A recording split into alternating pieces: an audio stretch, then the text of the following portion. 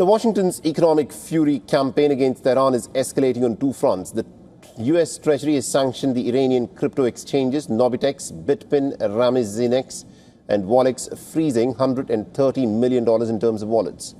The department has also accused them of laundering the IRGC funds and propping up the collapsing rial via stable coins. Nobitex alone processed over 50% of Iran's digital asset inflows.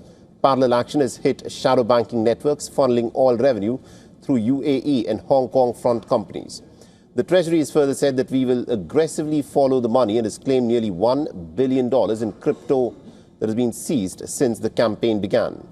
Now, Iran's pivot to digital assets to dodge dollar-based sanctions is now squarely in Washington's crosshairs, and that has tightened the regime's access to hard currency as its economy buckles.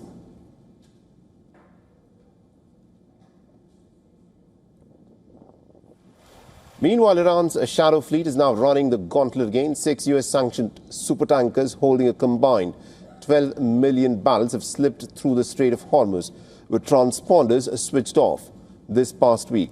And this came after Washington revoked Tehran's temporary oil sale waiver on the 7th of July. Tracking the data shows that Iran still exported roughly about 50 million barrels in the month of June alone, despite the reimposed naval blockade.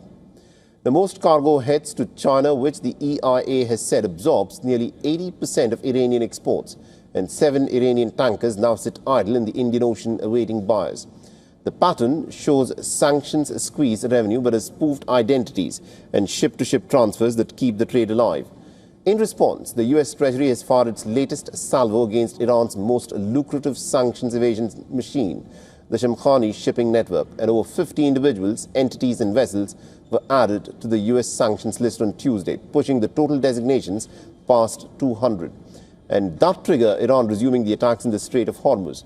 Mohammad Hussein Shamkhani, the son of the late security chief Ali Shamkhani, runs a shipping empire generating tens of billions in profit from Iranian and Russian crude. The message from Washington is pretty blunt. The regime survives on deception, and Treasury is trying to dismantle its financial infrastructure.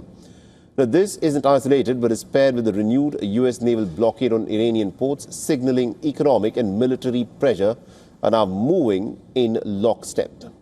For all the latest news, download the WION app and subscribe to our YouTube channel.